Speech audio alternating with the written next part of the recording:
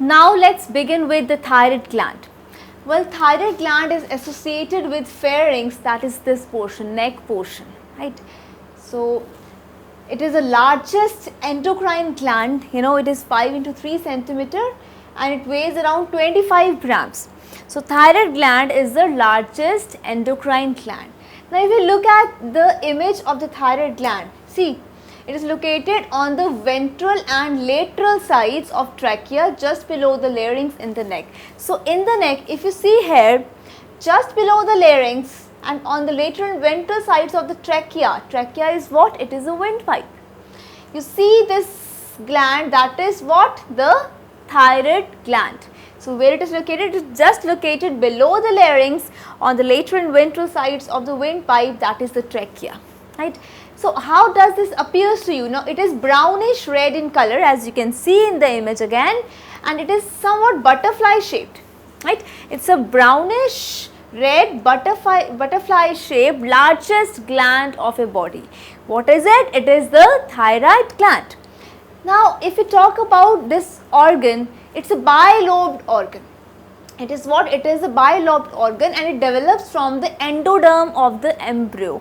From the inner layer, it develops from the endoderm of the embryo. Now it is well supplied with blood vessels. There are lot of blood vessels, so it is well supplied with blood vessels, and the two lobes are connected by narrow structure called isthmus. And the two lobes, since it's a bilobed organ, it has two lobes. The two lobes are connected by a stalk-like structure that we call as isthmus. And it's the only gland, thyroid gland is the only gland that stores hormones in large quantities for about 2 months. It's the largest endocrine gland and it is the only gland that stores what? It stores what? It stores hormones in large quantities for about 2 months. So this was about a general introduction about the thyroid gland. Where it is located? It is located below the larynx, just below the larynx on the sides of the trachea, right? So this is the largest endocrine gland. You can see it is brownish red butterfly shaped gland which is two lobed. It has two lobes and these two lobes are joined by a stalk. With that stalk is called isthmus. Then if we talk about the hormones that are secreted by the thyroid gland, there are, you can say, basically 3 hormones that are secreted by the thyroid gland. But remember, the secretion from the thyroid gland, it is regulated by TSH, which you also call as thyrotropin. TSH is thyroid stimulating hormone, right? So this TSH, it is going to help in the stimulation, or you can say the secretion of hormones by the thyroid gland. Now from where this TSH is secreted, or you can say thyrotropin is secreted from the hypothalamus. So the hypothalamus, the pituitary gland which is there in near the hypothalamus, it is going to release this TSH, which in turn is going to stimulate the release of the hormones from the thyroid gland. So the 3 hormones of the thyroid gland are thyroxine, that is T4, you also call it as tetraiodothyronin. Then we have triiodothyronin, that is T3. Then we have thyrocalcitonin, that is TCT, or you can simply call it as calcitonin. So these are the 3 hormones of the thyroid gland, that is T3, T4 and calcitonin. Now why do we write as T3 and T4? Because T4 has 4 iodine atoms and T3 has what? 3 iodine atoms. So based on the number of iodine atoms that are attached to the amino acid tyrosine, the names are given. So the thyroxine hormone and this T3 hormone, these hormones are made from what? They are chemically tyrosine amino acid attached to iodine. So if we talk about the attachment of 3 iodine atoms, it makes what? The triiodothyronin hormone. If we talk about the attachment of 4 iodine atoms to tyrosine, it means we are talking about tetraiodothyronin.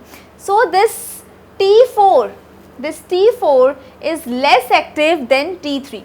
However, T3 is secreted in very less amounts, but it is more active and more potent as compared to T4. Now what happens? This T4 can be converted into T3 by losing one iodine atom.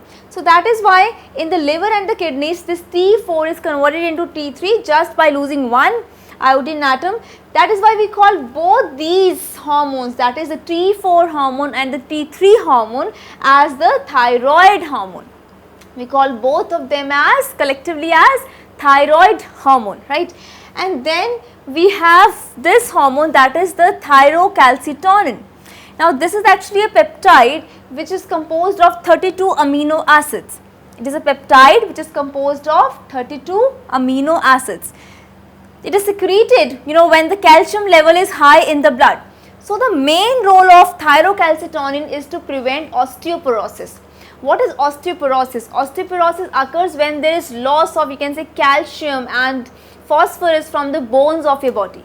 So to prevent that loss, this hormone prevents osteoporosis by just lowering calcium by suppressing its release from the bones. So this hormone, Thyrocalcitonin or calcitonin simply, it is going to suppress the release of calcium from your bones, hence preventing the disorder, that is osteoporosis. So this hormone, that is Thyrocalcitonin, remember it is secreted by very special cells, that is a parafollicular cells or C cells of this thyroid gland. The Thyrocalcitonin is secreted by which cells? The parafollicular or C cells of the thyroid gland. Now if we talk about the functions of T3 and T4, these thyroid hormones, what do we see? Well, these two hormones, they regulate the basal metabolic rate. What is basal metabolic rate? Basal metabolic rate is the rate of cellular oxidation when the body is at rest. So during the body at rest, the basal metabolic rate is regulated by what? By these two hormones, that is T3 and T4. Now they have many other functions also. They actually stimulate protein synthesis, then they develop mental faculties, they maintain body temperature, they help in metamorphosis. What is metamorphosis? For example, if you talk about frog, the tadpole of the frog is changed into adult frog by the process that we call as metamorphosis.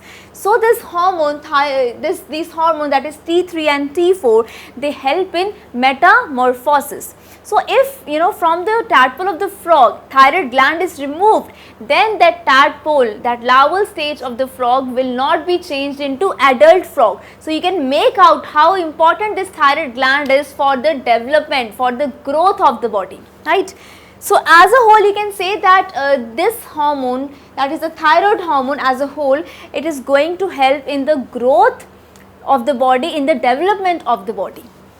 Then it increases action of the neurotransmitters like adrenal and noradrenaline.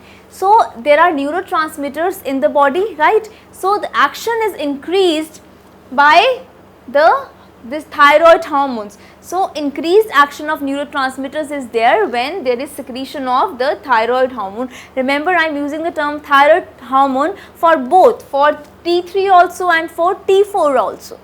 So you can just make out these hormones are so very important, right? And one thing more, the thyroid hormones, they actually control weight of your body. For example, if there is increased secretion of the thyroid hormone, then there will be weight loss in your body. And if there is decreased secretion of thyroid hormone, then you will suffer from obesity. You will become obese, right? So remember that increased secretion of thyroid hormone leads to loss in weight, and decreased secretion of thyroid hormone will lead to what? Obesity, right? So you can just make out how the thyroid hormone controls many important functions of our body. So remember that we have three hormones, that is T3, T4 and calcitonin, and we have discussed the functions, right? And remember that these thyroid hormones, they regulate in fact the basal metabolic rate, the metabolic rate that is there when the body is at rest.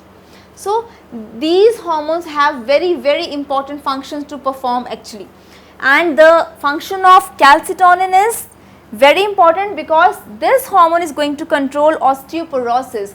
How this hormone is going to control osteoporosis? Because it is going to suppress the release of calcium from the bones, calcium and phosphorus both from the bones. So if there is no loss of calcium from the bones, then you will not suffer from the disorder, that is osteoporosis. And remember, the level of the calcium is regulated by which hormone? That is calcitonin, or you can also call it as thyrocalcitonin, TCT.